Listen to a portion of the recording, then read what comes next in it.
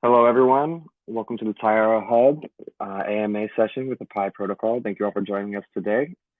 Today, we're going to be learning more about the Pi protocol in depth, how they got started, where they've led up to today, and where they're leading into in the future.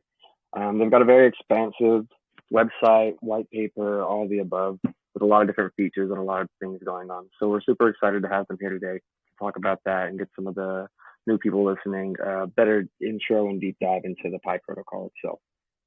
With us today, we have a large grouping of the team here. So I want to hand over the mic to them and allow themselves to introduce themselves accordingly, and then we'll take it from there.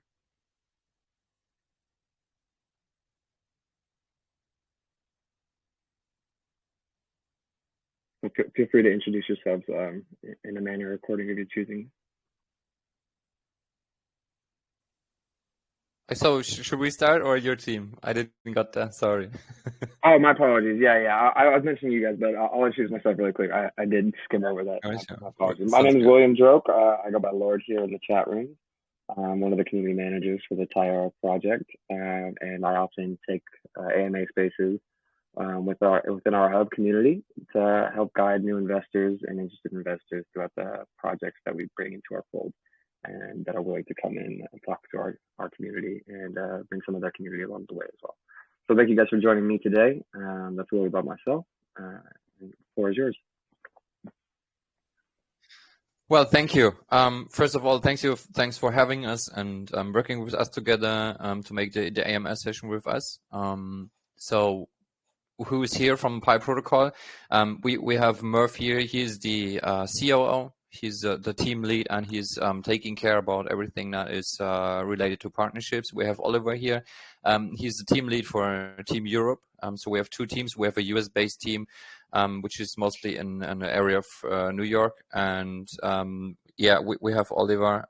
He's taking care about the guys in Europe, as well as Draco Dennis. He's responsible for partnerships. We have Sonny here and Nicole.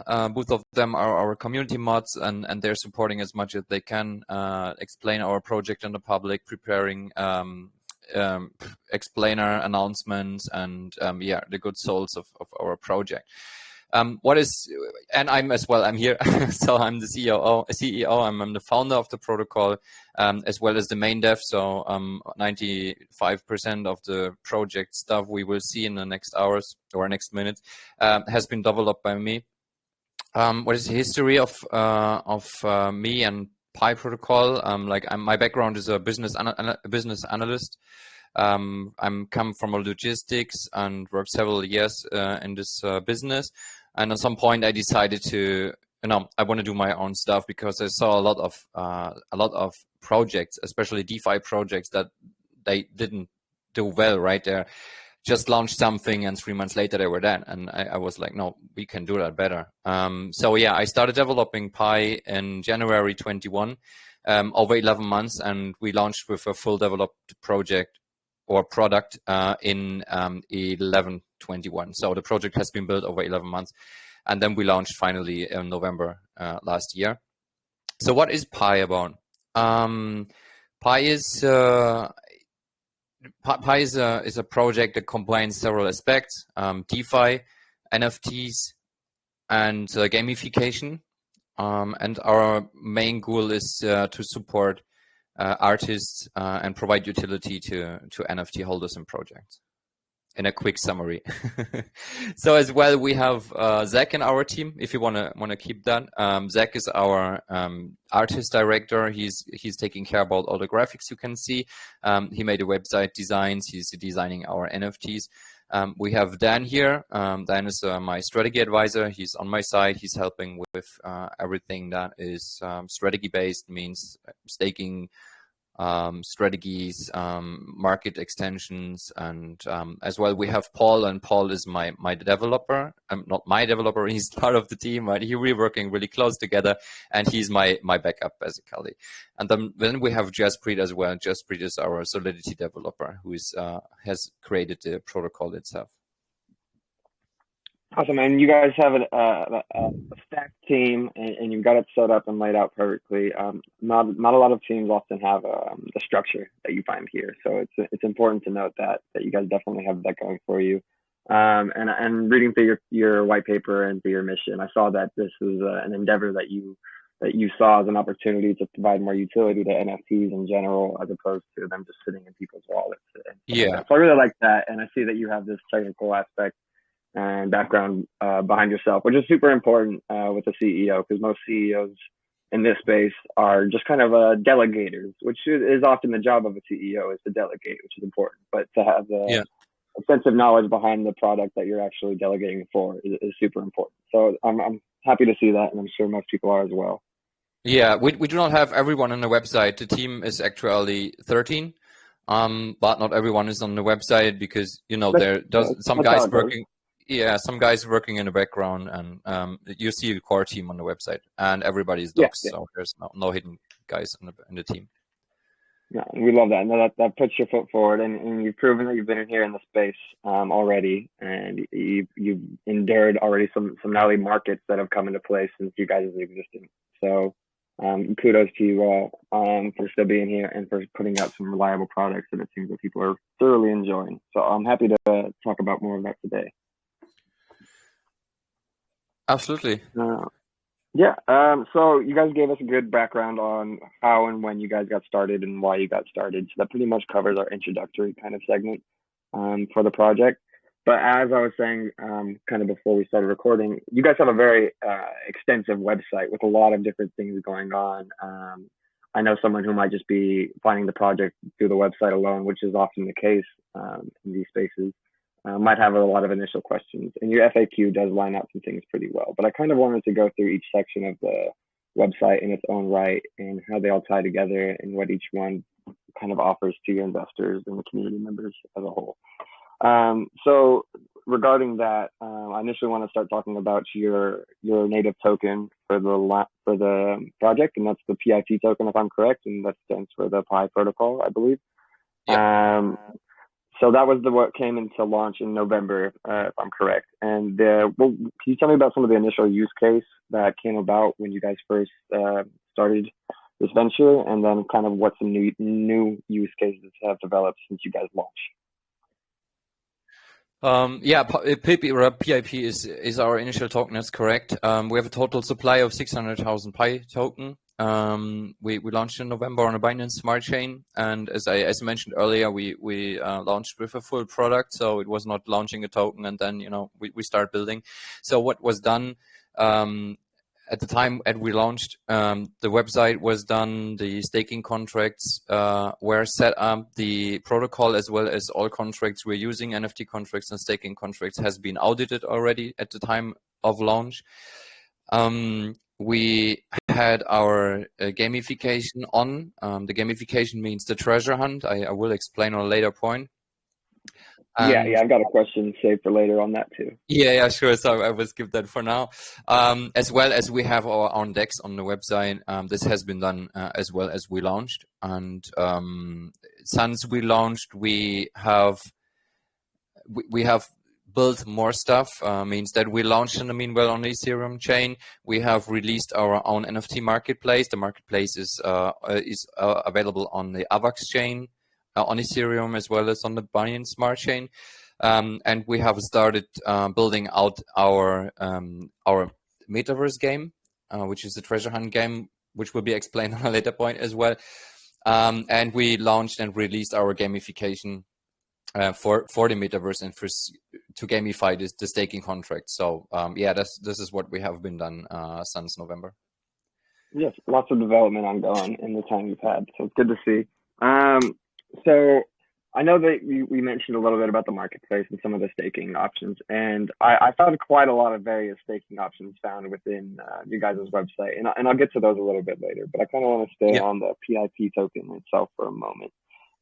So I just curious about you guys' performance throughout you guys' lifespan, because I mentioned the market's had some topsy-turvy moments and stuff like that. How have you guys felt that you've fared throughout these months since you guys have been launched and had open trading?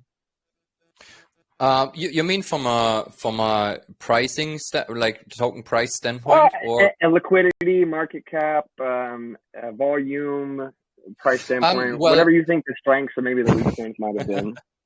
Yeah, so from a price standpoint, well, yeah, okay, let's say so we have a different and quite unique mechanics, which means that we have utilized our liquidity pairs in the form of that you can buy NFTs on the website, and the NFTs representing our liquidity pairs. So if a user is buying an NFT, the protocol adds liquidity, burns the liquidity, and mints an NFT to the user.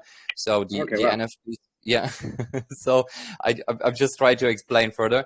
The protocol itself, if you see the charting, like we launched with 6 USD, right? And the protocol is actually at $1.20.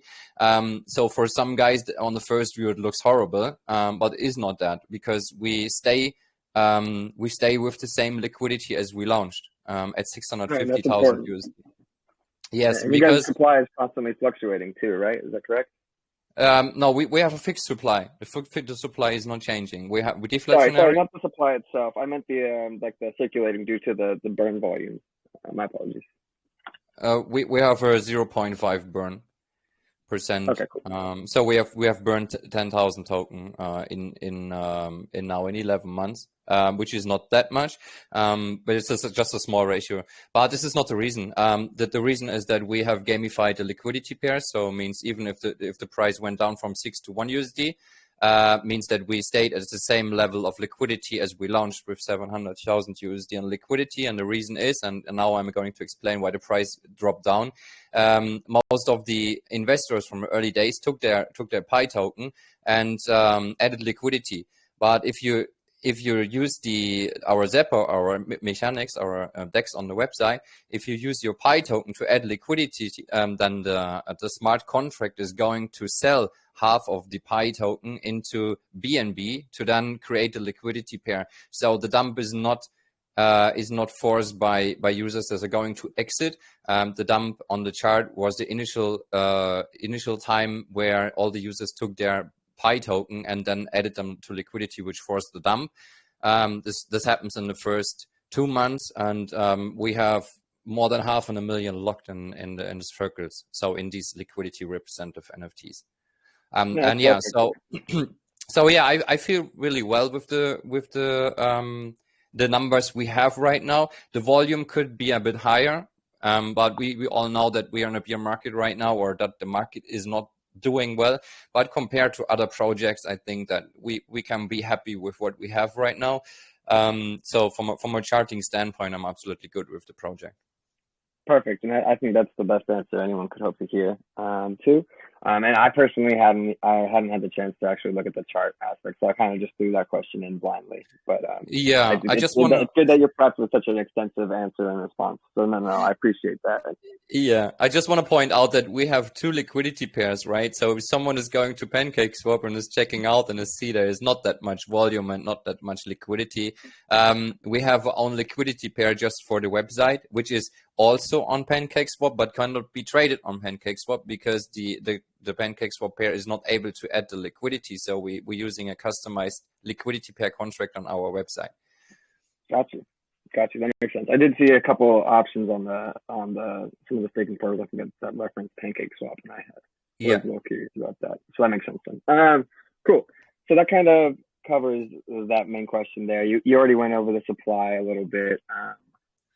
What are the main aspects that your taxes really feed into? You mentioned the small principal for the burning rate, but what are the other taxes? What's the fixed buy and sell tax, and where do they all feed into?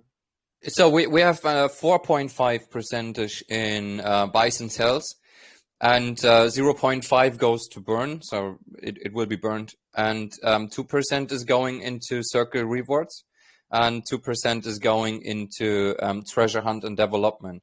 So what does the circle rewards means? For you as someone who is going to, well, at least I could just see 2%. Yeah, no, that's correct. So the circle holders are the NFT holders, right? So if someone is buying an NFT, it's creating liquidity. So, and 2% of all transaction fees goes to these NFT holders as staking reward, and the pool will be refilled every Monday. So it's basically the circle holders or the NFT liquidity wrapper token gets the rewards from the transactions. Perfect. Okay, cool.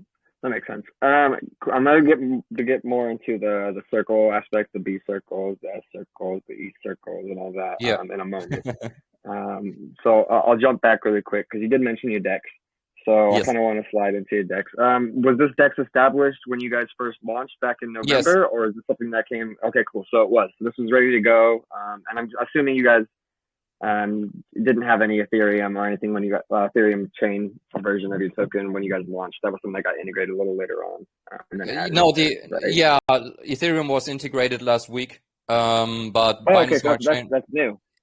Yeah, we launched 10 days ago on Ethereum. So. Oh wow, awesome. Okay, that's perfect. But yeah, the DEX was in place already in November. So we launched with a ready to go product, not starting and doing something else later. Yeah, no, we love that too. I think everyone, when a team puts in the hours and the work and the time for the development beforehand, it goes a long way. Especially even just the retaining of the community or the trust of the investors. From what I can tell, you guys are a team worth talking to any day of the week. Yeah. Okay, so do you guys have any upcoming updates for this DEX, or is this already? I mean, I'm not connected, so I don't know if some features of some of these aspects on your website become more enabled once you're actually connected. But yeah. Tell me more about your DEX. So the DEX is so you don't need to connect to have any features. Either you want to have the estimates. If you click on the estimate button at the bottom, then it gives you the estimates, or you can see the circle, the big circle, small circle pricing at the top. You need to have. You need to connect your wallet. We cannot do otherwise because we cannot fetch the price from somewhere. We need to estimate from the liquidity pair directly. So this is the reason why it's not visible yet. But on the other side, it's not needed because usually if you use the DEX, right, you need to connect your wallet. So what about the DEX? We have implemented all our ecosystem tokens there, means BNB to get into the ecosystem, as well as we have PIP. PIP is our native token. We have PBNB and the PBNB PLP pair and the small circuits. So what is PBNB? We are using a synthetic token.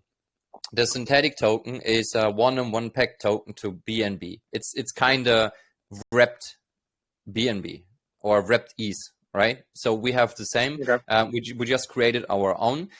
Means that if a user is going to buy the Pi token, BNB will be first converted into PBNB, and then it buys Pi. So why we're doing? It's part of the transaction process. Yeah, it's kind of transaction process. And why we're doing that is the reason is that I explained that we have our own liquidity pair, and the liquidity pair of the project is PBNB P and not BNB P as all other projects have done. So what's the reason behind that? The PBNB as synthetic allows us to sweep the price floor. So we have a price floor sweeper mechanics within our tokenomics that allows us to sweep out the unused BNB within the liquidity pair. So what is behind that? I don't know if you're familiar with rootkit mechanics. They have the same, and they're one of the earliest projects who came up with these mechanics. It allows. No, this is not that. You're on a marketplace. Okay, this is a different. That's what I was going to ask. I was going to say, is the floor stabilizer related? Okay. No, this is a different product. But let me quickly explain. I'm shortly done. It's really complex, but I make it quick. So if you're a project and you start with 50% of the total supply in liquidity, right, and you pair that with $500,000 USD, means that only 50% can be sold into the liquidity, right? Because 50% are already in. Yes. Okay. So if you think further, people adding liquidity, right, means the token go into this liquidity pool, and on some point there are more BNB in as needed to back the tokens that can be dumped. And this is the project. Most of the projects have the problem that they have unused BNB or Ethereum in liquidity. And by using the synthetic, we can simply sweep out the BNB that are not needed to cover the sales. Yeah, that makes perfect sense too. Because I've often sat with projects in their backboard meeting rooms, and they've had this BNB stuck inside a contract or these other things being utilized or getting wasted throughout different tax protocols and stuff. So it seems like you guys have a nicer way of getting that cleaned up behind the scenes, Yeah. while strengthening the investors overall. And so we can sweep the floor. We can take out the unused BNB from the liquidity, and then we can instantly buy back, which pushes the price. And this is the whole price for floor sweeper event. And as well as we can use the BNB for like doing giveaways or such stuff. But we are usually using the money to buy back Pi token to make sure that the protocol is not running dry. And this is basically working. And that's about the DEX. And you can convert into small circles, which is the last option. And the small circle is our liquidity represent NFT. Is there any plans to make this Ethereum chain enabled as well once you now that you guys are launching Ethereum? Well, it is. Oh, it already is? Okay, cool. I wasn't sure. Yeah, just when you need to connect your wallet. Yeah, exactly. Yeah, I hadn't done the connected, so I knew that was enabling or disabling me from fully checking everything out that I was looking at. Okay, cool, perfect. That covers up my questions on the DEX. It's super awesome that you guys also had that here prior, and now you can just add upon it as your project continues in the space. So I noticed you guys too. This is the audit that you guys have for your native token on your guys' contract on your guys' website. And I really just wanted to mention that I like the fact that you guys had went in and acknowledged and fixed a lot of the initial things that it seems that they had sent to you guys about. And it was all minor stuff, just text, solidity text and stuff like that, as it normally is. I feel like from what I noticed, but just kudos to you guys. You got everything crossed and checked off on your list, so it's always good to see. Yeah, before we sent the protocol to the auditors, we had a 2 months 2 months testing period, and 2 senior developers checked the code. So we deployed first on a test chain, as well as we made a productive deployment to test everything, and then we gave it to the audit. So therefore, there was not much room for errors. Perfect. That's what you like to see, and that's what you hope to see. It should be the industry standard, as far as I'm concerned. Okay, yeah, cool. So sorry, go on. No, you're good. I was going to move on, but continue. No, it's good. I just want to mention that, it's easy if you clone something out from somewhere, and then you have everything in place, or you build from scratch. And what we built from scratch. So then there is more testing needed. Yeah, 100% too. And then when you just clone something, so you wind up still copying over the errors that could be existing in the pre-existing contract too. I see that often. You'll just see like forks and variants and stuff, and then they didn't even do the due diligence to clean up some minor errors that could have been enacted off of reading the audit from the previous contract they cloned and stuff like that. It's silly, but yeah, I like to see that you guys got it from the ground up. Yeah, cool. Can I add something? So yeah, you don't need to. Yeah, sure. So at the beginning, we had the DEX on the website, and on a later point, like the community came to us and was like, some guys have concerns to connect their wallet to a website, and it prevents that some people going in. So what we decided was to set up a second liquidity pool, which is the PancakeSwap pool. For those who are not interested to connect their wallet to our website, you can go to PancakeSwap anyway and can buy straightforward from there. It only means that the liquidity pair on PancakeSwap is a bit lower than what we have on the website. So at the website, there are 580,000 USD in liquidity. On the public, I guess around 30 or 40,000 USD. Which that makes sense. I mean, you're going to have more people willing to take the easier route on the website than just those few who, it's good that you have the option for them and that you listen to the community too, because some people won't provide that secondary option. Yeah, and it also opens room for arbitrage, right? Because if there's a price difference, then it can be traded out. Yeah. Everyone loves a good arbitrage run if they can get in on time. Okay, perfect. So I kind of want to just segue over to your guys' staking, because you guys have an ample amount of staking, whether it be the PIP staking or the NFT circle staking or the NFT staking itself. So I kind of want to go through those one by one. Yeah. So first and foremost, I see that you have one pool that looks like it ended and one that looks like it's currently running. Is that correct? Or once again, I probably should connect to this page just to make sure I'm seeing everything correctly. If you don't mind, yeah. Yeah, let me do that. Yeah, sure, do that.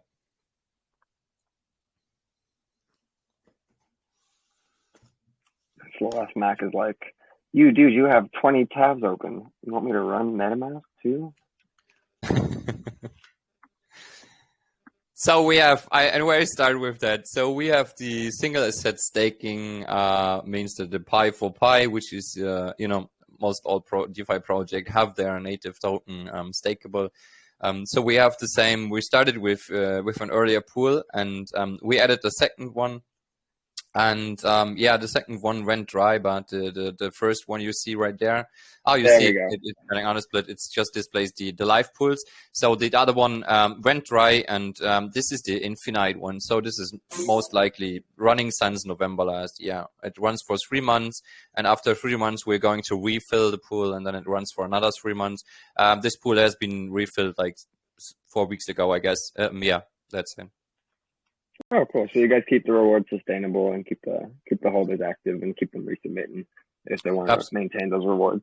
Absolutely. We had other projects there in already, like on the singular stat, we had Pi for Magic, we had Pi for Greed. So we had some partner projects. But the problem is always like, where does the rewards come from? So you need to buy them. And on some point, I stopped using the project money to buy from other communities. But we have 3 partnerships right now where the partners are they ask for staking on our website. So we will see 2 more projects on the single asset staking side. Oh, no, that's perfect. Yeah, I was way back in the day, was in a Launchpad project where it had a lot of different projects come to their site for staking. Just their own pools and stuff like that. And it's super expensive and adds a lot to your project once you get those other eyes having to come to your site for the thing, and then they just get more involved overall. So that's exciting. That's good news and partnerships to have lined up. So that pretty much, I mean, this is just PIP for PIP. It's fairly standard staking, so I won't spend too long on that. So I kind of want to go over to I guess before I go into NFT circle staking, I should go into NFT circles. That's why I had it lined up too. I got all my tabs lined up, how I've got it planned to talk everything. Well, not an issue. Should I proceed with the circles? Yeah. So I'm curious about the S circles, the B circles, and the bit circles. But I also only noticed the mention of an E circle in the definition here, so I wasn't too sure about the E circle and where that comes into play. So if you could give us a nice encompassing walkthrough on that, I think that'd be awesome. Absolutely. So the small circle is an NFT that represents one liquidity pair. So if you're going to buy a circle on the DEX, the ecosystem creates one liquidity pair and blocks or burns the liquidity. So by buying an NFT, you're helping the ecosystem, and the small circle is the utility NFT for the ecosystem. So if you want to participate in the aggregator vaults, for example, if you want to participate in the gamification, you need to hold a small circle. And if you want to, the small circle can be sold back. So what happens is if you buy in small circle, 50% of the liquidity gets burned and 50% stays in the vault, to make it happen that you can exit at any time. So you can sell your small circle on the DEX and you will get 50% back from your initial invest. And if you're looking for more, you can go to the NFT Marketplace and then you can sell the NFT there as well and try to get back 100%. We have the big circle, which is the blue one. The big circle is representing 5 small circles. So it's basically 5 liquidity pairs. You can convert 5 small circles into a big circle. And then by doing so, the liquidity gets completely burned because the big circle cannot be sold. You can trade the big circle on the marketplace. And just to make it clear, it's tradable liquidity, right? Because the NFT representing liquidity. And the third one, so it can't be listed for sale, but it could be traded via the marketplace, right? And then the only way to buy the circle, the big circle, is through the buying of 5 small circles, right? There's no secondary option. No, there's no secondary. I mean, that keeps the buying volume for the S circles in flux for anyone who's trying to get more in tune with the ecosystem. Seems like that's a smart way of doing it. And I like that you have that like 50% buyback offer too for the NFT itself, for those who maybe don't progress with the utility of its nature or don't find the time to sell it in the marketplace. So that's super awesome. It seems like you have the investors at heart. Yeah, and the third one is the Bit Circle, and the Bit Circle is our staking booster. So the right one, right? The Bit Circle. This is our utility NFT. So you can buy an Bit Circle, and then you can go to the PIP staking pool, that the pool you have showed before. And if you go back to this tab, if you have it still open. Yes, it's one of these. Ooh, I got it right. That was a good guess. Okay, cool. So you need the Bit Circle to get first enacted into the pool. Then is that correct? No, the Bit Circle is a booster NFT, so you can boost your staking by 30%. Okay. Yeah, I just want to show. Bit, or is it one? Is it one per pool, or can you continuously stack? No, it's not stackable. So you can basically, it takes some time because I have Cloudflare enabled, and so it takes some time until the page is loaded. So, but if you use the menu on the left side, it goes faster. It's just on a preload because of Cloudflare. They have some issues. Gotcha. And also, it's keep in mind it's not your website. It's the fact that my laptop is from 2013. Oh, okay. It's smaller than anything, and I have like an autonomous program running a couple apps and all these tabs open. So okay. If you go to the menu, use the menu on the left. Go to correct. So if you pull the drop down, on the staking, then you can see, that's all you can see here, that you can stake PIP, and you have the boost guide. So you can boost your pool with Bit Circle, means that you spend a small circle into the ecosystem, a Bit Circle into the ecosystem means it gets recycled, but you will get 30% more in rewards. That's a very innovative concept. Was that you who personally came up with this, or are most of these ideas formulated with your whole team, and you guys are just bouncing ideas off the wall for the best thing for the investors in the project long term, or how that process kind of unfold? Well, it's more a team effort here, because my strategy advisor came up with the idea just to make that. We tested it out, and it's a chance for the project to sell these NFTs and get some income to then have more rewards for the next staking period. And on the other hand, for these users who are bigger in the project, they can boost their rewards. So it's just the benefit of both sides. Yeah, I like that. And that's the main utility and the current only utility for the Bit Circle NFT, or is there an additive use case for this Bit Circle as well?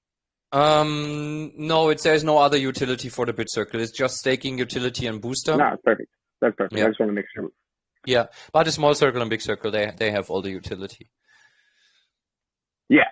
Okay, so and you asked for the E circle. So what is the E circle? What is the E circle? So if you're going to change your chain, or you're not connected yet, but it's anyway. So we have the big circle on the Binance chain, and we have the E circle on the Ethereum chain. So the E circle is the token on the Ethereum chain. That's what I was. As soon as you started explaining, I was like, "Oh, it's probably Ethereum." Yeah, it's the big circle. It's the big circle. You know, see that here. It's a big circle just on Ethereum sign. So the picture is different. If you scroll up, you can see that. Oh, it is 100%. Wow. Okay, cool. That's super interesting. So you guys had that ready for when you guys integrated to Ethereum as well. It seems like you guys prepped the Ethereum side as well as you prepped the BNB side when you first came to launch. Ethereum launch was 2 weeks ago, or like 12 days ago, and the website was prepared like 2 months ago already. So the eCircle NFT itself was done by I got February, March this year. Wow, awesome. You guys are definitely forward thinking where most projects aren't. So that I've said it enough times today, but love to see it. Yeah, as well as we have the Avalanche stuff already set up, even if we're not launched yet on Avalanche. But yeah, we have the stuff done. Yeah, I was gonna say, because I noticed in the white paper that I did mention the branching off to AVAX, and I figured that's just the next step, next rung on the ladder to get to. So that's good. Okay, cool. So I think that covers our circle base pretty well. Gives everyone a better idea of what the circles feed into the project and how they benefit the holders and stimulate the economy overall. Yeah, just to mention, we have a floor price, right? So the circles have a floor price because they are asset backed or value backed by the liquidity. The E circle is actually at 890 USD. The e-circle is? Oh, because it's Yeah. 5 of those? Makes sense. Yeah. Yeah. So it's got a good value. And then can you remind me one last time the securing of the bit circle? Because I know that it's only tradable through the marketplace, but what was the steps someone needed to take in order to actually obtain the bit circle for themselves? Can you rephrase that, or it's a connection issue? Yeah, sorry. Aside from trading on the marketplace, how does someone initially get the bit circle? I'm sure you mentioned this. I just kind of spaced in my mind. Now I was Yes, curious. we have the bit circle started with a total supply of 50 NFTs overall, and Okay, so it's sold out, and now it's just in trade, right? yes, we the project sold 50 for 100 USD each, and we put them on the marketplace, so everybody was able to buy them. They were bought up within 2 days, and now they're sitting in people's hands. So the project has 5 actually, and everything else is in people's hand. Cool, perfect. That clears it up on my end there. That was the only thing I could think of for that. Okay, cool. So I'm going to move on to the next thing, and that would be the circle staking. So I saw 2 pages labeled, not this, labeled NFT circle staking. So I was kind of curious what the differences are on these. Let me connect just so I can actually see there we go. That's cleaner. Yeah. So. Okay, so were those past projects and partnerships that were on the page before? You need to go back to the Binance Smart Chain, please, because you sit on Ethereum and we just launched there. There's not that much, but you can. Yeah, it doesn't make sense because we need to see the Binance Smart Chain right now because there's more set up yet.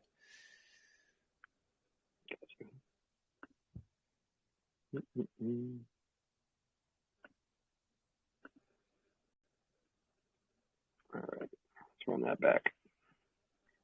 Thank you for bearing with me. Sorry about that.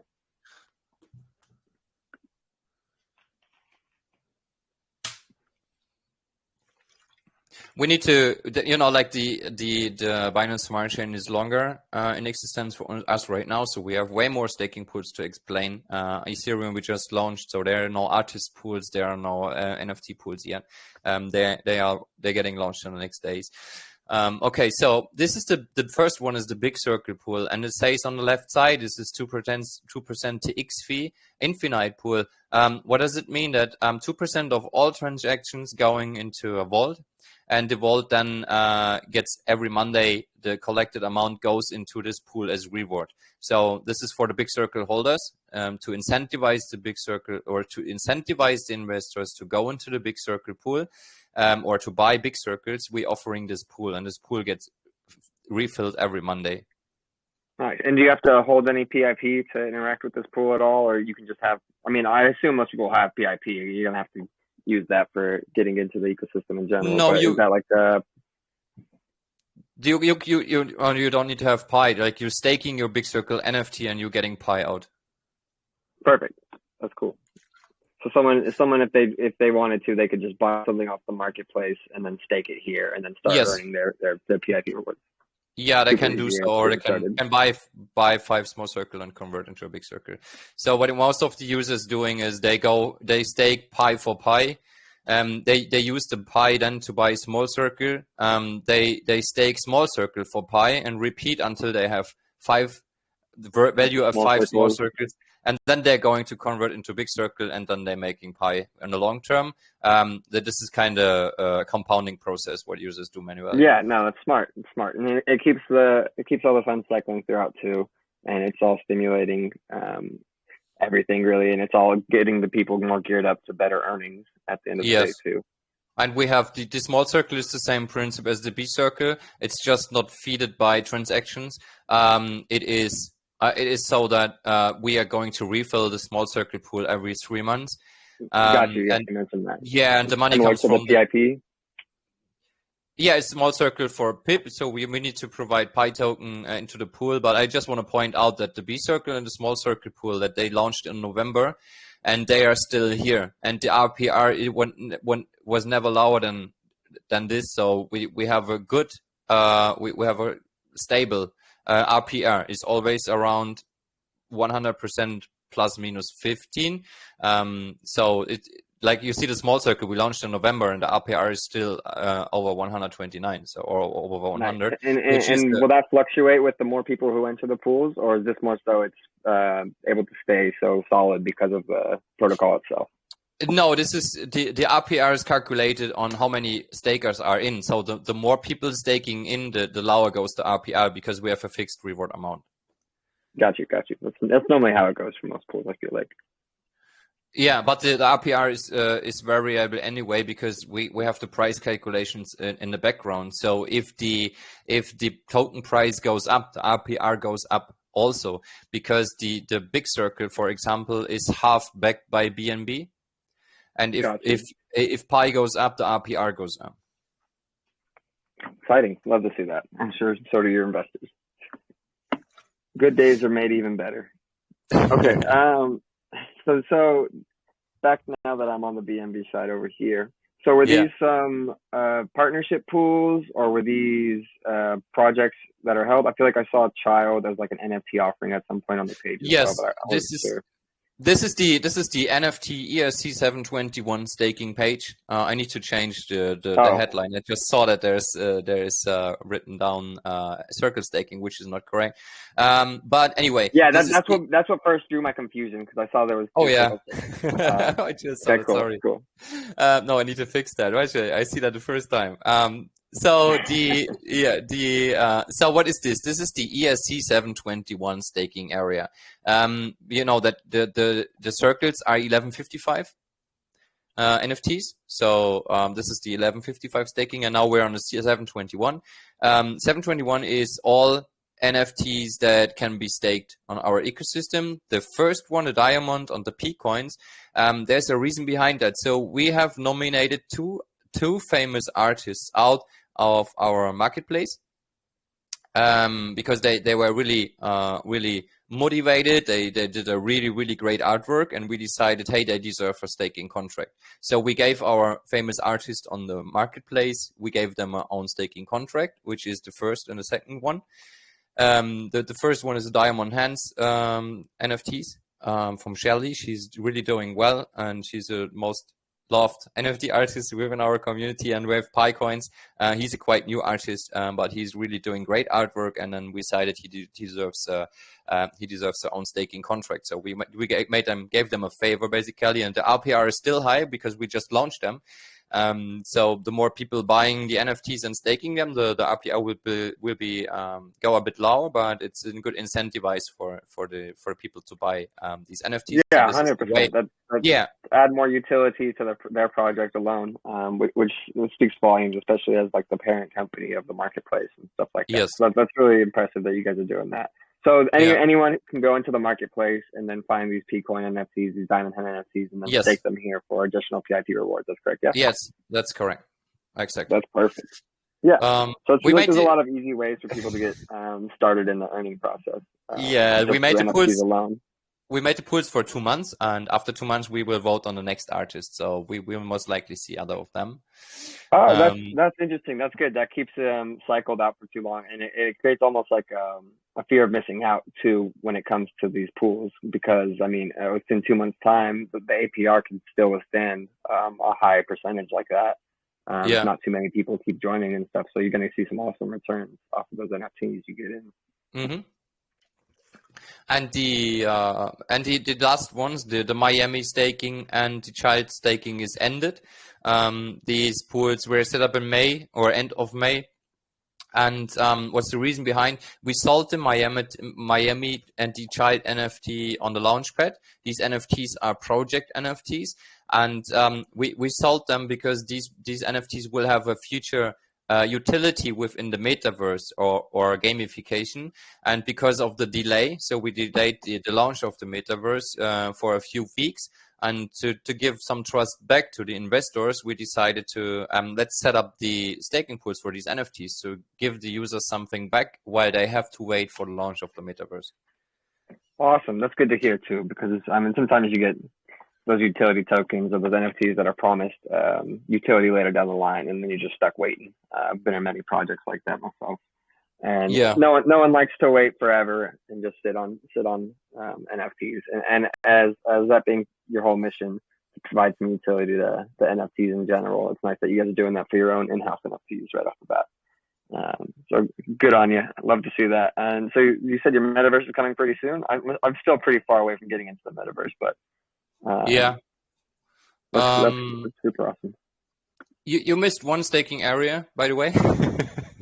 Did I found 4, but I didn't get to this one yet. The partner. Yeah, here we go. That was the next one. That's the next one. Cool, perfect. Yeah. Let's go through this. Let's walk me through this bad boy, because I see this has the Pancake Swap farm talking about here in the yes here. This is our core of staking. Cool. What we're doing here is to our partners, we're offering our partners that they can have a vault in our system. So what is meant by the vault? It is not pi staking, so it's not a pressure on the ecosystem. What we're doing here, are you familiar with aggregator vaults? Aggregator vaults? Yes. In a sense, but like I could always use a brush up. Okay, so people listening could probably use a little. Okay, so like aggregator vaults, you can find them on Beefy Finance, AutoFarm, BadgerDAO. These are the big projects they're offering that. So what is aggregating vaults means that you are using existing staking pools on other platforms like Pancake Swap, Sushi Swap pools, the farms, and aggregating means that you are using these pools, but you give something on top to make a higher RPR. So basically it's aggregating. And what we made, the idea was like, hey, how can we aggregate pools just for NFTs? How can we give NFT holders something back? Because where comes the value from? So we designed the first NFT aggregator vaults in the DeFi space, and it has not been cloned within the last 11 months, which is pretty cool. So what we're doing here is we assign a value to an NFT. So let's take the partner NFT, for example, right? I have conversations to the other projects, and I talk to them like, what is the value of your NFT? Right? So like partner NFT from DeFi Magic, he told me like our NFT has a value of 100 USD, so because you can buy them for 100 USD. And I did them a favor, and I made a 2.x, so 250 USD. And means that an holder of a DeFi Magic partner NFT can stake its NFT here, and we're going to stake 250 USD into the Pancake Swap Cake BNB farm.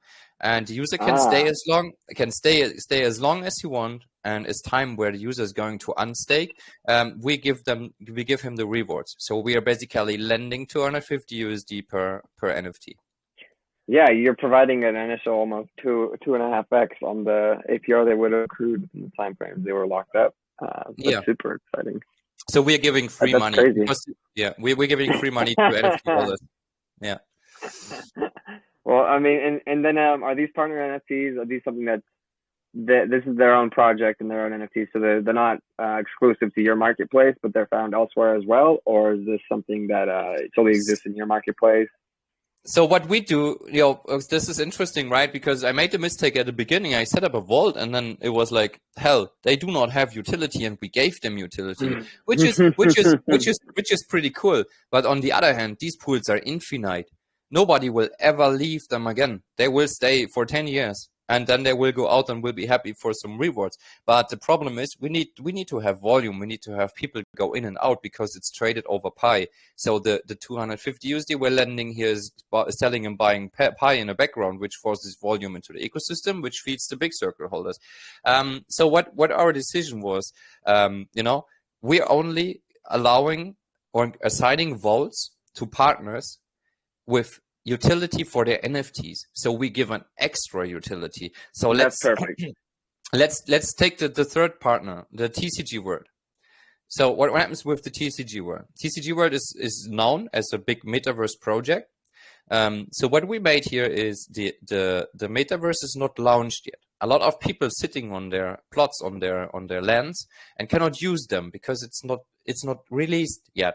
So what we made is, hey, let's set up a TCG World with our partner, and then give the NFT holders some sweet rewards while they're waiting for the NFT launch. And once the metaverse launched, people are going to leave the vault because they need their items in game. And this is kind of additional utility while waiting. And yeah, and the vault over there. So you're not just limiting it to projects that are waiting for you to, or sorry, because I know you said you want projects to have utility, and this is like additive utility, but you don't mind adding projects who the NFT is waiting for the utility because you know that the utility is coming, right? Yes. What we're not doing is we do not provide vaults for project that if they don't have utility, we don't provide the vaults because it's a money grab. We're just offering additional utility. Perfect. No, yeah. Yep. Best way to sort through the weeds, and I'm glad you got that going through on the first one after the first instance. And just to know, for the TCG World, for example, the TCG World, we had 130 slots with 400 USD assigned NFT value. The value goes down because of the market, but it doesn't change the fact we have 68,000 USD landed for the stakers of the TCG World Vault. Oh yeah, because the initial was 400,000 or $400 per, and that's what you put up. Yes. Yeah. Wow. No, that's awesome. So does you guys does this calculate and track the market to adjust these prices, or do you guys manually go in once you notice? Okay, cool. So it does read it.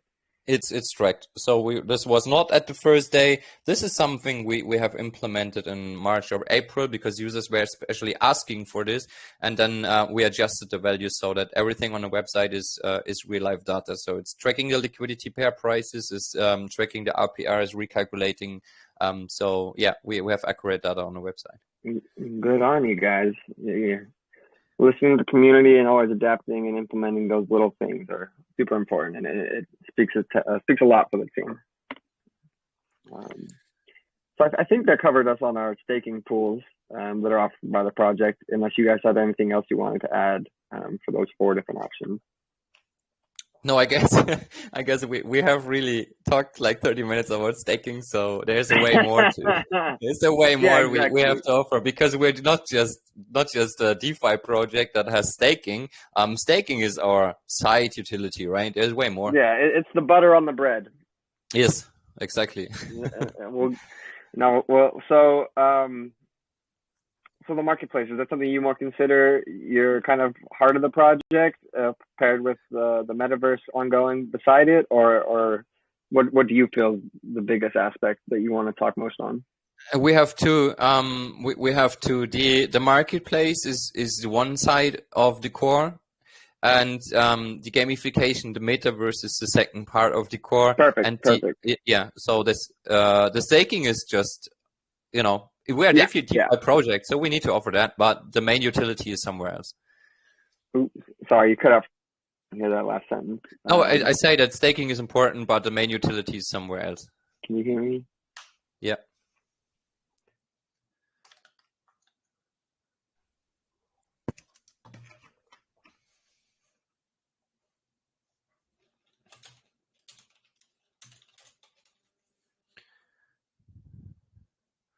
Can you hear me?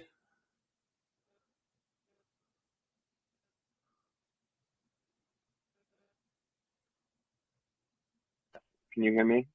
Yeah, I can hear you. Very cool. Sorry about that. I mean, I know Telegram can tweak out sometimes, but it definitely did that just now.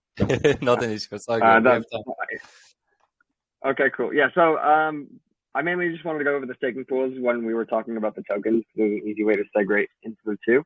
So now mainly what I have left is the marketplace and the kind of GameFi aspects of the project. So exciting to get to the heart of the projects and what are your bigger core elements. So when we go into the marketplace itself right here, I see you have a lot of different options between explore, create, search, and then those bring you back to your staking options as well. I was curious when I was trying to go through the marketplace itself. That might have been because I wasn't connected once again, per usual. But I noticed these Phoenix V3s. Were these applicable to any games going on, or is this an NFT that's provided by the team, or was that a community NFT project that got thrown up? Because that was the only thing I saw when I went to the Explore NFT pages personally. But you know what? That's because I wasn't. Yeah, I think it's because I wasn't connected. That might be why. Oh, you don't need to be connected. The marketplace is fully working without being connected, so it should work properly.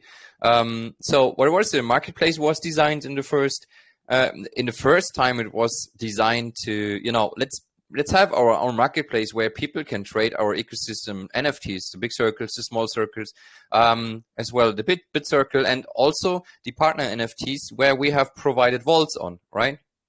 So, and on a later point, it was like, let's do more. It's just not like we want to have more than like 3 or 4 NFTs on the marketplace. So what we made is we launched with the marketplace in December last year, and in February we decided to let's do a new marketplace.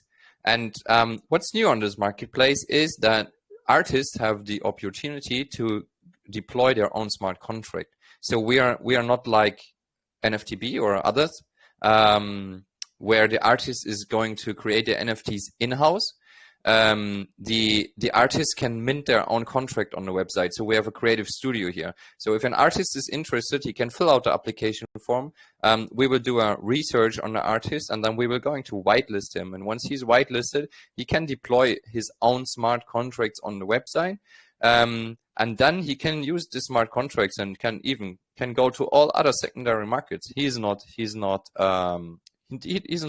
need to stick to us, which is a problem if an artist starts on other marketplaces where he starts creating his collection. It doesn't have its own smart contract, and then he's sitting on a platform, and then at some point, if the artist wants to extend his artwork, he cannot go to somewhere else, because he cannot list a smart contract there. So what we made is quite different and unique. So we are going to provide the artist is they get their own smart contract, and this is the core of our marketplace. And they have full control and ownership of the contract. Yes, that's awesome. That's cool. Yes, they have full control. They get ownership while they deploying the contract. So they go to create smart contract, and then you need to be connected to make your smart contract. But you can and then you can create your smart contract, and afterwards you will get ownership of that. And then you can do whatever you want with the smart contract. It's yours. It's a standard ERC721 or 1155 contract. Well, that's exciting, and that provides a lot of extra benefits and reasons for people to get involved in your marketplace over others too. Because that's one thing you often people who have their own NFT marketplaces, they get asked, well, what gives you an edge over other people, or what are you providing that other people don't provide? So it seems like you've got that covered with this new rollout in addition to the marketplace. So it makes it a very healthy and positive place for people to get involved with. Yeah, we have a big artist community built up in the last weeks, and we got some famous guys in as well. And the feedback I got is that they love how we help and assist the artists, because there are a lot of artists, they have no experience with NFTs, they have no experience from contracts, right? So like everybody's starting on OpenSea because everybody knows OpenSea, but then you start minting on some point, and then they cannot offer utility because they do not own the contract. They're minting on the public contract. So we have a lot of artists be aware of what we're doing. We have give, like, I think 41 contracts has been given out already for free to artists that applicated. And they're minting on our marketplace, as well as the guy that has the staking pool is one of the guys that got his own smart contract, and he started minting on that. Nice. Is that the diamond hand or is that the pie guy? Both of them. It's Shelly with diamond hands. Yeah, exactly. Yeah. They're fully autonomous and able to do what they please. Click on the NFT in the middle with the dragon, please. Yeah, this is Shelly, Diamond Hand Dragons. She started minting on our marketplace as well. She got her first contract, and this is basically her contract, and she's minting on that, and she got her own staking contract. That's perfect. And okay, so you can see the contract here by going to their collection details. Yeah, correct. Or is this to that marketplace? Awesome. Oh, so you guys have I don't actually that drew an error. Oh well, no worries. That's good that it's there. So that fairly covers. I did have the question about this. Is this one of your guys' NFT collections, or is this something that someone else just released into the wild? Am I mistaken? The Phoenix. The Phoenix is our first gamified collection within the Pi ecosystem. We launched the Phoenix 5 weeks ago or 6 weeks ago, and this is our gamification staking NFT series with utility within the metaverse. Okay, so this is the utility for this is still in development, and it'll be rolled out alongside the metaverse when that all comes to fruition. Is that correct, or is this more so? Well, if you have time, I'm happy to explain that. I got plenty of time, my friend. Yeah, we're good. Okay, so there is on the website as well. There is a loot box. If you click on the menu on the left side, I've got them here, brother. Loot boxes and myth boxes. Yeah, that's perfectly fine. So, yeah, let's dive into that. So what is the Phoenix? The Phoenix, you can buy a loot box for one small circle. Here comes the utility for the small circle, right? You can buy a box, and you can unbox the box for 0.25 BNB, which makes the box a value of 70 USD on the Binance Smart Chain. So 70 USD, and you will, while you unbox, you will get 3 different Phoenix. So you get three NFTs. So you can either then check on the marketplace what you got, or you can check on the Telegram. On the Pi Telegram, we have a bot running that is showing the NFTs that recently got minted. Cool. So what happens with the Phoenix? I don't know if some of my guys can you drop the rarity and staking table, so we can see that in the channel, Sonny or Nicole or Oli. So what happens with these Phoenix? So we have 47 different NFTs, and these NFTs getting minted on the back end. It's fully random. There's nothing pre-minted. The contract or the back end is basically creating an NFT type, which then assigns the picture. So we have 47 different variations, and the type is the color. So the lowest color is blue, and the highest color is orange. So the Phoenixes with the orange tails basically have the highest rarity. Yeah, we can see there. So yeah, we dropped it in the channel as well, so you can check there. And so we have 2 things here. The first thing is that we are going to offer staking. So you can go with your Phoenix, and then you can put them into the staking pool. This is the gamification staking. And the more points you have allocated, the higher your rewards. So this is summing up. So if you have 10 NFTs of the number 2, you will have 3,750 staking points. But if you have 1 NFT with an orange tail, for example, you will have 25,000 staking points. So it's kind of gamification. The higher your points in total, the higher your rewards in the staking, which incentivizes users to buy more boxes to get eventually higher points. And can these people sell these boxes secondhand before they're unopened, or they can only sell the NFTs once they've been opened? No, we do giveaways with the boxes. They can be traded on the marketplace. Cool, that's awesome. Yeah, this is an NFT as well, and here you can see all the colors we have and the rarity. So this is the. So what happens further? So just we're using all the money that gets funded from the sales is directly going into staking rewards, and we are doubling that up. Means that it's not just, give us your money, and we're using the money for the staking rewards, but this is not the main utility. The Phoenix. And this would be for the NFT staking rewards or the PIP staking rewards? No, this is NFT. No, we're using the money from the sales and doing a market. We're doing a buyback of Pi token and putting them in the staking pool to give the user something back. We have done 20,000 USD in buybacks in the last 14 days, and this is public because I dropped the transactions in the channel, so everybody can see what I'm doing with the money we fundraised from the sales.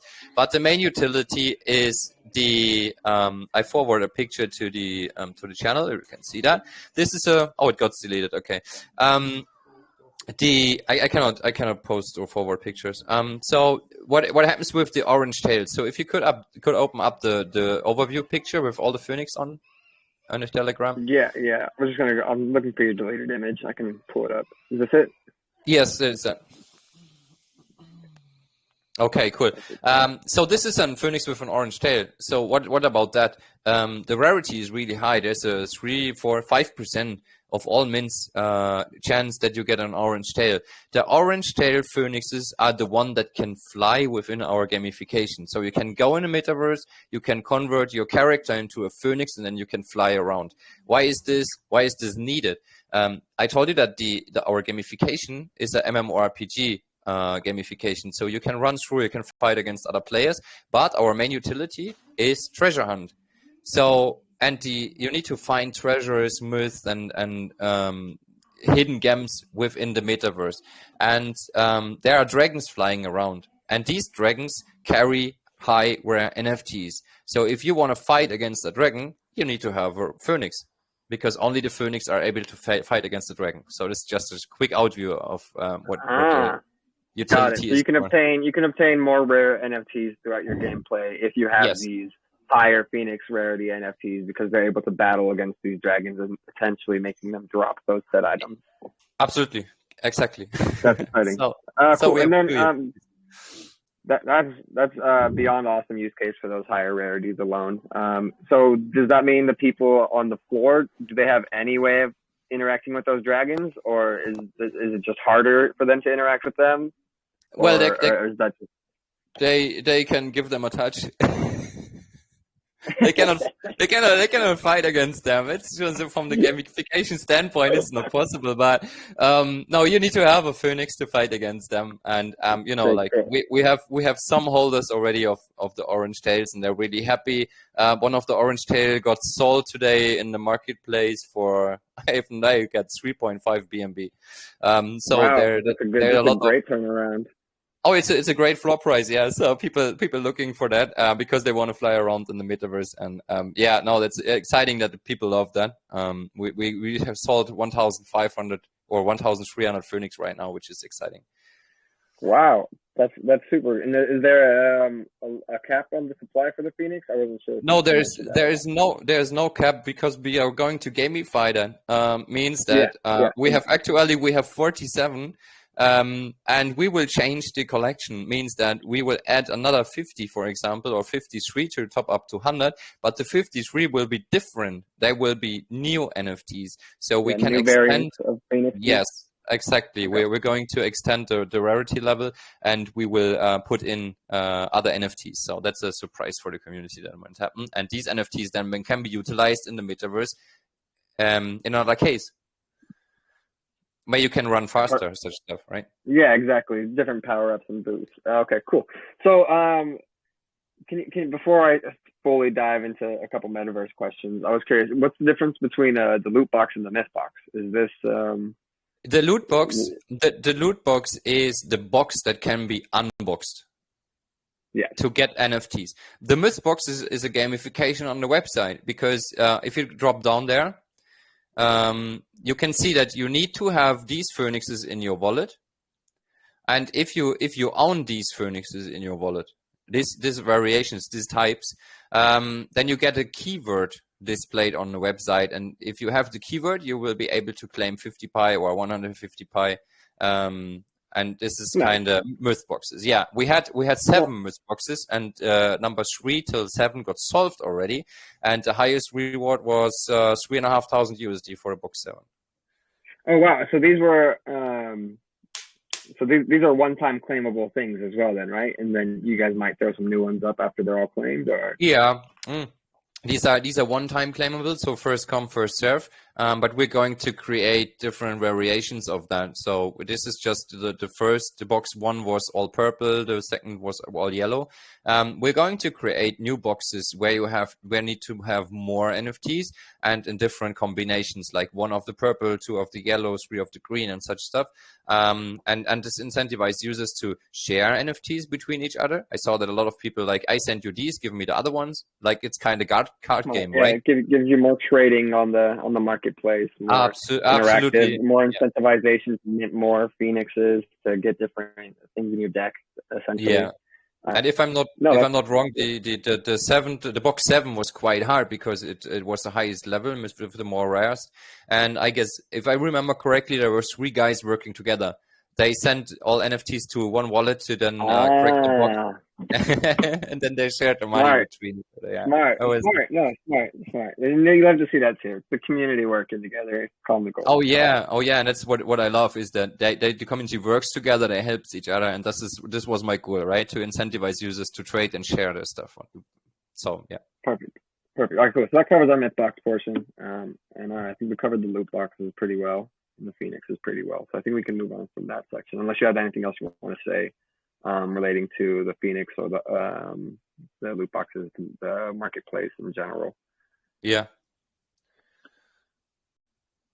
Okay, cool. So I kind of was curious about you guys' NFT or your P Launchpad. So I noticed most of these seem to have been items that were by you guys, with the exception of this newest edition of the newer edition of the Baby Bot Club, which seems like your first. I don't know if it's your first, but it's the only one I can see on the page that isn't related to the project itself. It's not the only one. There are way more, but they are not active yet. So the first 4 were made by us. So you can see I started with the second one. This is a Pi community NFT. Can be minted for free. This is just a free mint. It's not a launch pad. Okay, so that's all over the website. I've seen that. I was going to save that question for the end. So that's just something anyone can access to and mint. And how does that kind of serve to get them started?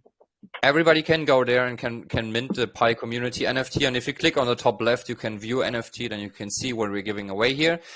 So what is the utility of that? If you own an NFT, the NFT has a token ID, right? And the token ID can be used as referral. This is our referral system. So if you go to the DEX, then you can convert your BNB into Pi token, and you can type in a referral ID, and then you get a reward at the end of the month. So this is basically meant if you're bringing in your partners or you shield somewhere, you can mention that, hey, this is my referral ID, and then the user gets a benefit by the end of the month. Okay. So I saw on your roadmap that you did mention, or that it said referral program done. So that's the referral program that's the referral program. Exactly. So the Miami I already explained is the third one. The Miami is a utility NFT within the upcoming gamification, as well as the child. Yes. Yeah, and the pre-sale ticket is the last one. The pre-sale ticket gets interesting. I didn't announce the utility in a bigger way. I just told the community there is an NFT. There will be utility for this in the long term, but we're starting sales now, so you can go for it. You don't need to.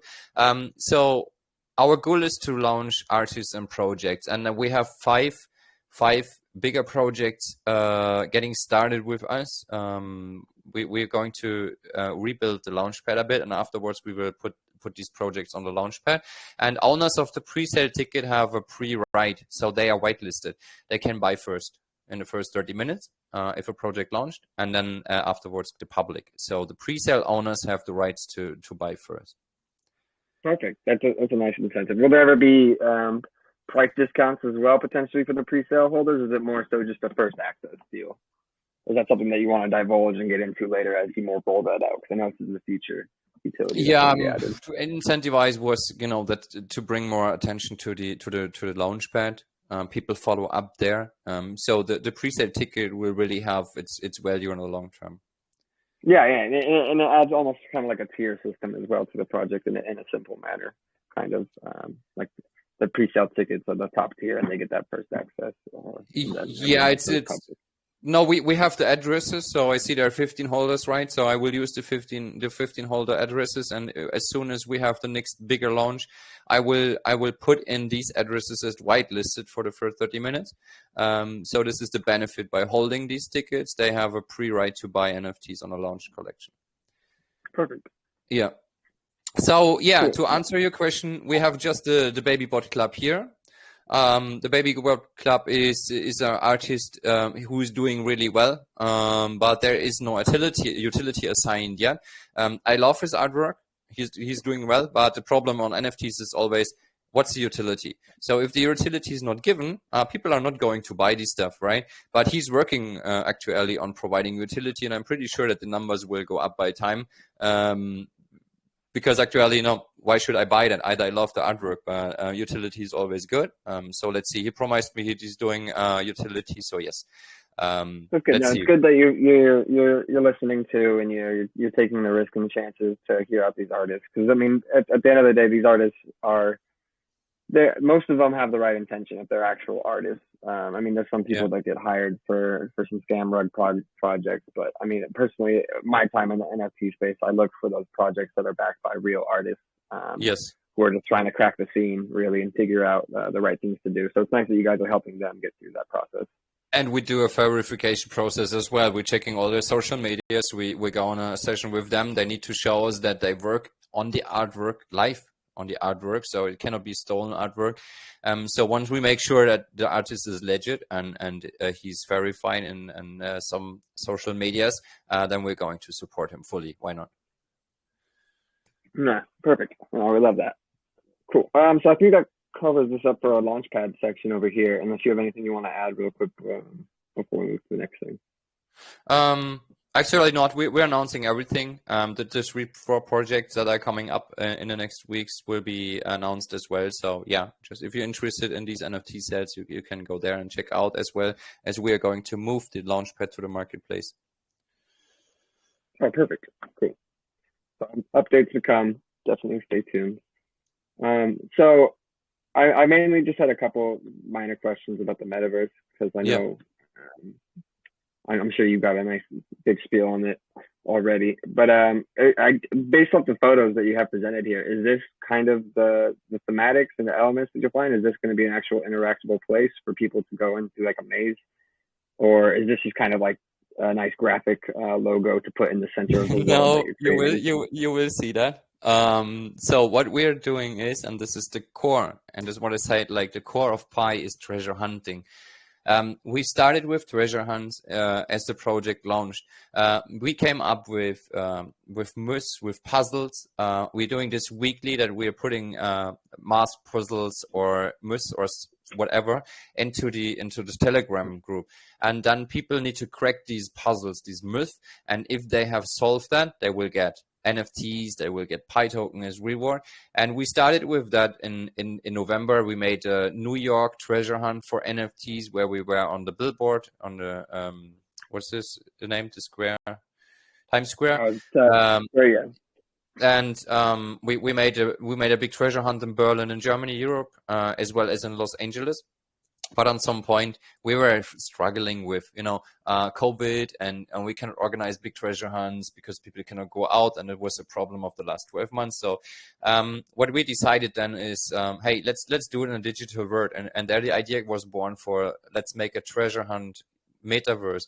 So what we started building in December last year was a metaverse built in Unity. But it's not a typical metaverse, as you know, like from TCG, or if you go to Decentraland, it's not like you cannot run through to buildings and there will be commercial stuff or such stuff. We're really focusing on a kind of World of Warcraft game where you run through, you need to fight against others, you can build up teams, and then you need, or while doing so, you need to go for treasure hunts. So there will be stones that need to be kicked, and maybe there's something under the stone. You need to fight against creatures to then collect points. And if you have specific points, you can go to the shop, and then you can redeem these points into specific NFTs, and these NFTs then will have value. And so why is, and coming back to why is this picture on the website? Are you familiar with the movie Maze Runner? Yeah, I was about to say, I'm a big fan of, wow, I just forgot his name, but Dylan O'Brien. So yeah, I love the Maze Runner series for sure. Okay, so what we have built is we rebuild it, the complete Maze Runner world within our game. That's what I was kind of hoping. And yes. Yeah, so that's super awesome. Yes, we have that done. We have the complete Maze Runner rebuild in our metaverse, and you like, one of our guys was fast. He was cheating. He found the bug, but another guy gave up, and I spent 3.5 hours to find a solution to go out there. So it's quite big. In the middle of the so it's reverse, right? You are not within, you're not inside the labyrinth to go out, you are outside and you need to try to get in. We have the moving walls and shit stuff, and in the middle of the metaverse or of the Maze Runner game, there's a big castle, and then on top of the castle is sitting a phoenix, and such gamification. And I'm really excited once this is done. This is really great, and this is like the if you have 100% reached from a development standpoint, and you bring out this, it makes it 120%. So this is our final game on top of what we have built so far. It doesn't mean that we stop there, and we have way more up. But this is where everybody is waiting on is the treasure hunt within the gamification within the metaverse. No, yeah, it sounds exciting. It's going to add a lot of more interest, a lot more eyes to the project, especially once you get it done. Whenever you see MMORPG tied into metaverse, it piques a lot of curiosity and gets a lot of people interested. Because sometimes in these metaverse spaces, you don't have the ability to just do anything besides walk around and do pretty much that's it. So it's good to see that you've thought about these additive elements to make the gameplay more fun, to keep people interested into the ecosystem and just involved overall. Yeah, we try to bring everything together, right? Like the Pi token itself will have its role within the metaverse, as well as all our NFTs will have their role within the metaverse, and also partner NFTs. So all of our partners will have their place within the game, either through direct utility or by rewards. So I have bought a ton of NFTs from partners projects already, and I will store these NFTs within the metaverse to incentivize the partners communities to go into the game and find their favorite NFTs. Okay, perfect. So those items wouldn't be necessarily incorporated in the world, but they'd be incorporated in the treasure hunt aspect of the world, right? Exactly. We use the partner NFTs to make them a treasure hunt. Perfect. That's super awesome. So I think that covers up any of my main questions for the metaverse aspect. I'm sure you guys have more coming for on that as you guys get closer. I would mention, or I would like to ask real quick, if you guys did have any sneak peek footage of any developments going on that you could share in the chat, that would be dope. But if you're not at that point yet and you're saving that for your community, I completely understand. I've been in plenty of GameFi projects that have done the same. Yes, well, like I do a research right now. I'm not doing screenshots in game because I'm focused on testing, but or I'll give you something. Like, give me a second.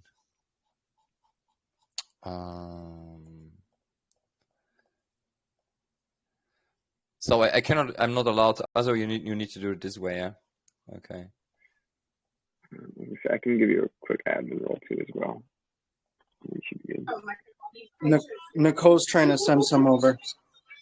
Nicole, all right, word. Okay. I'll add you both up real quick, just temporarily. Or if you have some from the. Which Nicole is this? Is it Nicole? Oh yeah. Oh, you got it. But this is not deleted, so you can go back. It stayed in your channel. But this is really early, right? This is not the latest, so we made some sweet modifications on that. This is not the latest version, but it gives you some ideas on how the graphic is looking like and how the world is looking like, and like you can find these NFTs in woods and trees. No, I mean, from a nature standpoint alone, the layout looks super solid. It looks like you guys have got the core down. Unity is a super solid program to get things into, as well. So I mean. I'm liking what I'm seeing just alone from the images, even if these are preliminary from where you guys are currently at. And this is the Maze Runner, and I can see that. Yeah. So are these the final height of the walls, or are they going to be taller, or are they going to be closer corners, or is this just kind of rudimentary? Well, this picture is made from the entry. So it looks like the walls are way far, like there's a huge distance. It's not like that. It's just the point of view how I made a picture. But once you're within the labyrinth, it's getting smaller and tighter, and it's getting more difficult to run through the world. And as well as these walls are moving, right? So it makes it pretty hard to crack the labyrinth. I would love to show you a picture on the top, but then I would give you a solution, so I don't do that. I understand. There's only one guy is in our team that has a full overview of the Maze Runner and where you need to go through to correct that. But this stays as a project secret. Yeah, no need to give away everything too much now. I'm happy you're able to share what you did. Thank you for that. My audio just kind of tweaked out for a second.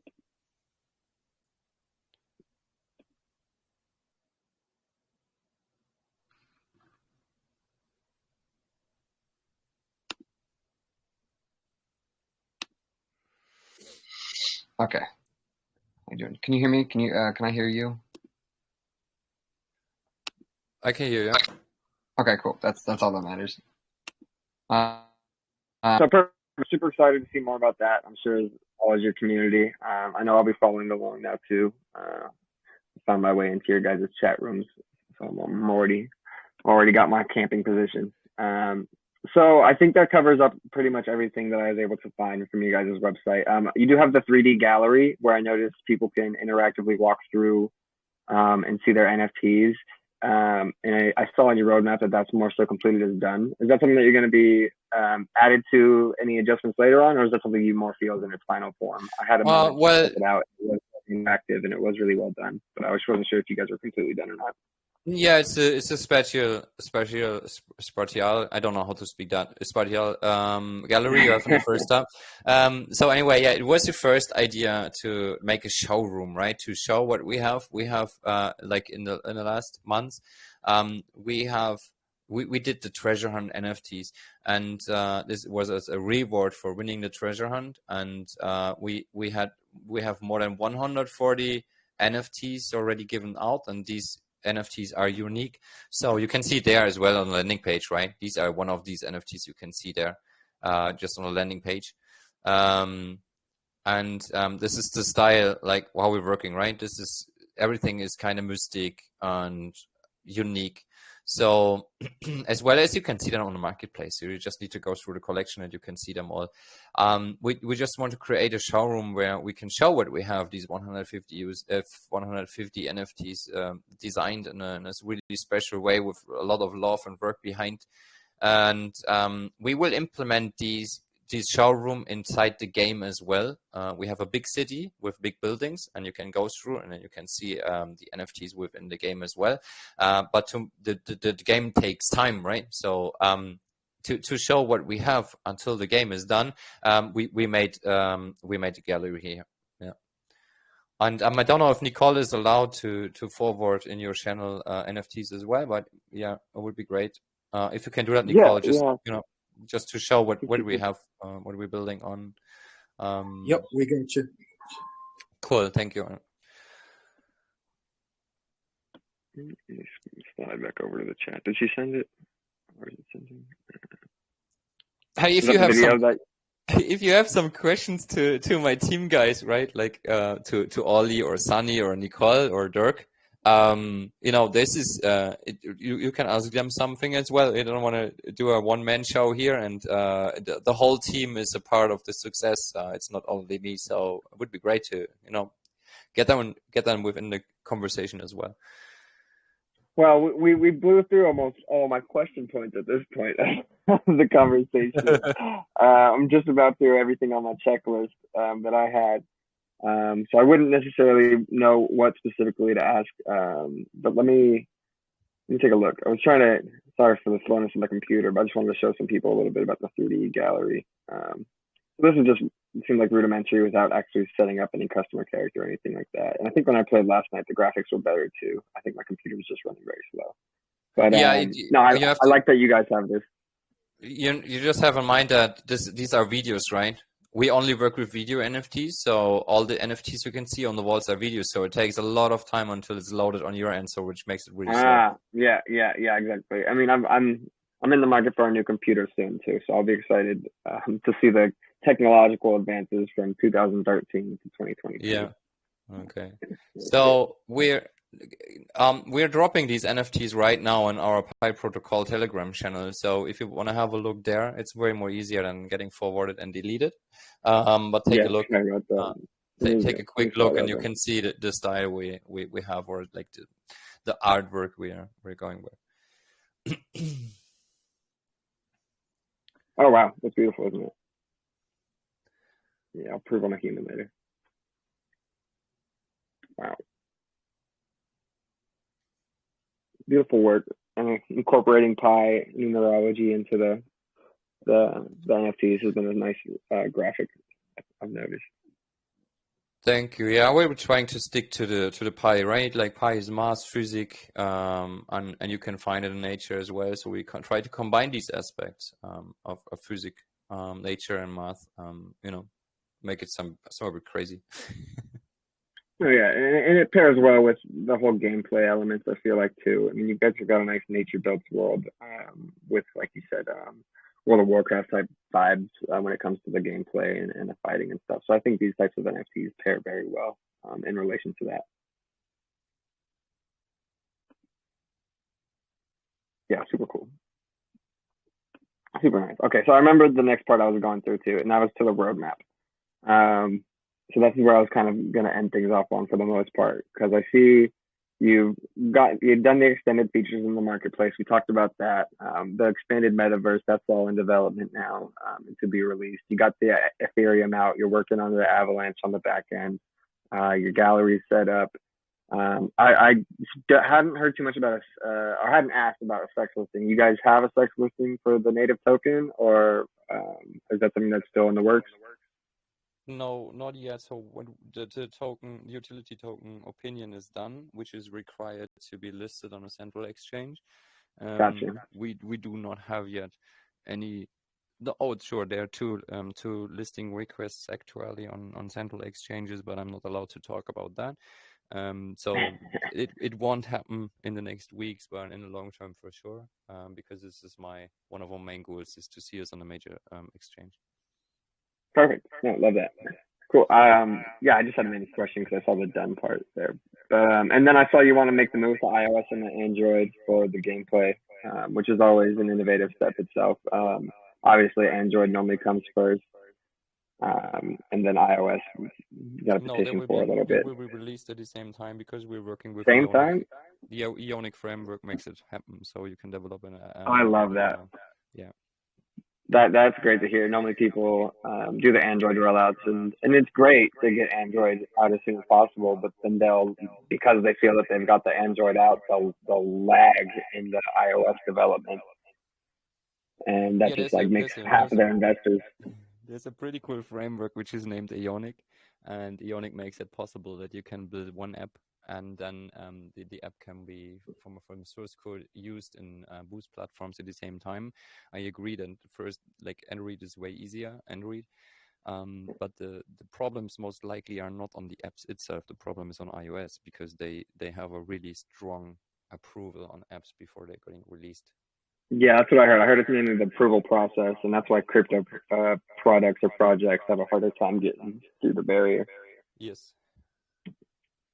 But that's awesome. I'm glad you guys have got that all in development and working, but I'm sure those comes out later. In the metaverse initially will come out PC, right? The V1 will be released in the next week, so I'm talking about let's say 4 weeks. It's a V1, and the V1 is already done. We're on testing. The V2 is already in development. What's the difference between V1 and V2? V1 is based on treasure hunt, and the V2 is all the NFTs listed on our marketplace can be used within the game. So we have an interface between the marketplace and the game itself. Where these NFTs then can be traded, be redeemed against points, and all the stuff is multi-chain, means that all the NFTs on Avalanche, on BSC and on the Ethereum side launched on our marketplace or listed on our marketplace will be able to be traded within the game. So I mean, you guys are staying true to your ideal mission statement of providing utilities to NFTs, and by creating your own world to even further advance that utility, it's just impressive, to say the least. So I'm excited to have the chance to talk to you guys today. It's been super eye-opening. I'm sure everyone listening has been able to learn more about your guys' project and about all the different facets that are found on your guys' webpage and within the white paper and all these details. So yeah, that pretty much does it for me on my side. I can't think of another question at the moment. If you guys have anything else that you want to add, or if anyone else from the team wants to come in and chime in and let us know about maybe something we missed during this AMA, please feel free. This is the time to do so. Yeah. Nicole wanted to hop on. She's got her hand up to speak. Gotcha. And I just wanted to say, awesome AMA, by the way. Really love the questions, and thanks for hosting us. Appreciate it. Of course, Sonny. Thank you guys for coming out in full. We try to take our AMA seriously here. We don't just want a scripted, what are your utilities? What is the return? What makes your product unique type. As great as those questions are, we do stick, and we like to have those within our questions that we add the other time. We try to appeal it more to what's going on with your project, so that people aren't just getting the run of the mill story. Yeah, no, thank you. It was awesome. I like the way you guys did it. It's got a real good vibe here, and happy to be here and talk with you guys too. I just wanted to come in really quick. I mean, Gordon pretty much covered everything A to Z that we can share, but I wanted to let you and your members know as well. Our community, very awesome. We're all hands-on. Anybody has any questions? I know there's a lot of parts to pie, but anything to follow up on, somebody's always there to help you out.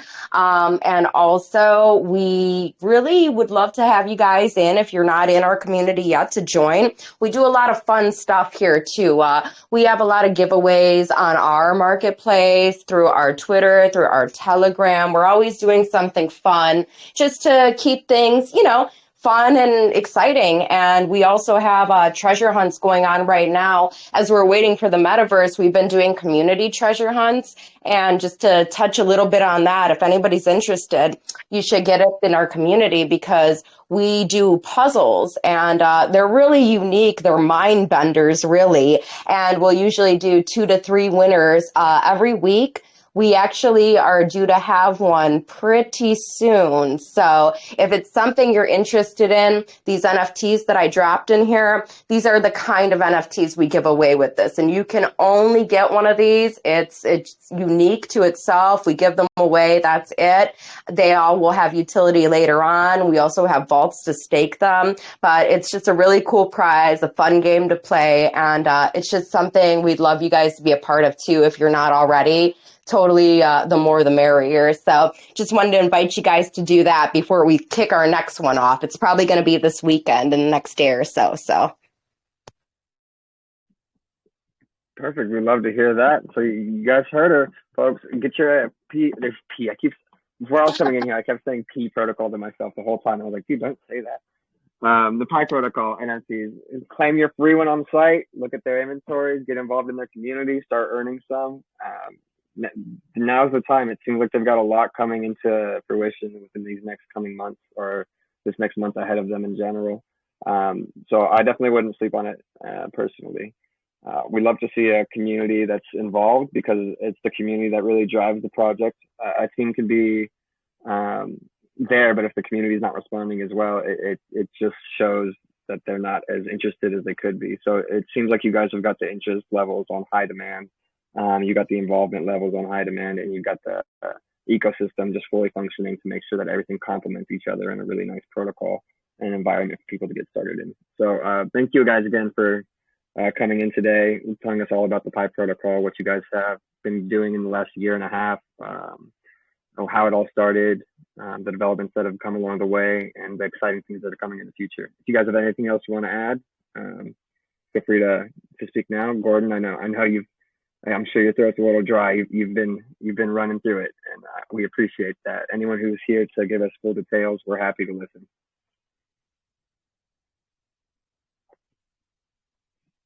So yeah, I just want to point out, like you can ask whatever you want, even from a technical standpoint. Since I'm the developer, you can ask technical aspects as well. I try to answer everything, and I just want to point out that as well that we are not a kind of pump and dump project, right? So we do not hire paid influencer that I'm pushing our chart to X10 or whatever. Our goal is to build out first, so that we are in place for the next good market, and we try to grow organically, if that makes sense. Yeah, if you build it, they will come, as the saying says, and the first part of that is building it, and you guys are doing that. So I have no doubt in my mind that the people will come, regardless of the tactics taken, because the product seems like it speaks for itself, and the features are already speaking for themselves as well. Well, yes, as well as we have. I mean, we're continuously building. We do not sleep, to say so. Means where we release most weekly. We have another idea once a month. There's a big development push, and yeah, we have made some pretty good and strong partnerships in the last 14 days. With major players on the BSC side as well on the Ethereum side, which will be announced in the next days. So they will be part of the metaverse as well, partners of staking. So if you're interested, just follow up on the announcement channel. We drop everything there. And yeah, thanks from my side as well for having us. It was a great AMA, good questions, and I really appreciate that you take the time to go through our website. Makes it more easier for me as well to explain everything in detail instead of having no visuals. So really well done. Thank you. Thank you, Gordon, brother. We appreciate you guys, honestly. A+ team, thank you all for coming out. I know we didn't hear from all of you. Well, that's just the way she goes sometimes. We hand it out. Even when I do AMAs for some projects I'm in, I tend to just to go off on the finer points and the more finer details. And next thing you know, a planned questionnaire of 1 hour takes 2 hours, but you're having a great time the whole time. And so thank you guys for giving us the great time, the good vibes, the beyond comprehensible information and breakdowns into you guys' project. Truly appreciate that, because like I said, when I first opened up you guys' website last night, and I had no idea about what the project really was, I was almost overwhelmed with how much things you guys had going on. I was just impressed. I was like, this is not no run-of-the-mill type project that I'm being asked to look after and question for the day. This is a project from a team that's here long term and has proven that already in the actions and steps they've taken. So thank you guys again. Sure. So, I want to add something before you come to an end. I see that you're giving away prizes, right? So we want to provide 2 small circles on the Ethereum side as well. Means that one small circle has a current value of 190 USD. So we give 2 on top to your giveaway. So just drop me the wallet addresses afterwards, and we will give away 2 small circles on the Ethereum side. Okay, cool. I'm sure Meldon, our boy Meldon here, he normally handles the prizes. So if he didn't hear that, I'll send him a message right now as well. So that way we can make sure that gets handled properly, and then he can reach out and he'll handle all that with you as well. Perfect. Cool. So I think that's where we can put a pin in it for today. Just a final thank you to all of the Pi Protocol team, Gordon, Nicole, Sunny, who else do we have? I think we might have lost a couple throughout the process. But yeah, those of you who stuck around throughout the whole entire AMA, we appreciate you again, and we look forward to seeing you guys on the next one. Make sure you guys follow the Pi Protocol chat rooms, the news channels, get involved, and get ready, because bigger things to come. I can already smell it. Well, thank you, guys, buddy. Bye-bye. Thanks, guys. Thank you. Yeah, thanks.